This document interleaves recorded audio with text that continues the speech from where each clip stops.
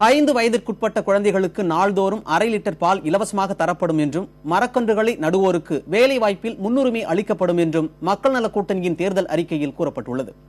சென்னையில் வைகோ, திருமாவளவன், ஜி. ராமகிருஷ்ணன், முத்தரசன் ஆகியோர் வெளியிட்ட தேர்தல் அறிக்கையில் கிராமப்புற வேலை திட்டத்தில் வேலை நாட்கள் 150 நாட்களாகவும் தினசரி கூலி 250 ரூபாயாகவும் அதிகரிக்கப்படும் என்று கூறப்பட்டுள்ளது. ஆற்று மணல், தாது மணல் கொள்ளை தடுக்கப்படும் என்றும் 5 ஆண்டுகளில் 1 கோடி வேலைவாய்ப்பு ஏற்படுத்தப்படும் என்றும் அறிக்கையில் தெரிவிக்கப்பட்டுள்ளது. தமிழகத்தில் முழு மதுவிலக்கு கொண்டுவரவும் விவசாய கடனை முழுமையாக தள்ளுபடி செய்யவும் உறுதியளிக்கப்பட்டுள்ளது. கல்விக் கடன்கள் தள்ளுபடி செய்யப்படும் என்றும் மின்சார கட்டணத்தை மாதந்தோறும் செலுத்தும் திட்டம் அமல்படுத்தப்படும் என்றும் தேர்தல் அறிக்கையில் கூறப்பட்டுள்ளது. 5 வயதிற்குட்பட்ட குழந்தைகளுக்கு நாள்தோறும் 1/2 லிட்டர் பால் இலவசமாக தரப்படும் என்றும் மரக்கன்றுகளை நடுவோருக்கு வேலை வாய்ப்பில் முன்னுரிமை அளிக்கப்படும் என்றும் தமிழகத்தில் ஊழலை ஒழிக்க லோக் ஆயுக்தா அமைப்பு உருவாக்கப்படும் எனவும் மக்கள் நல கூட்டணியின் தேர்தல் அறிக்கையில் தெரிவிக்கப்பட்டுள்ளது.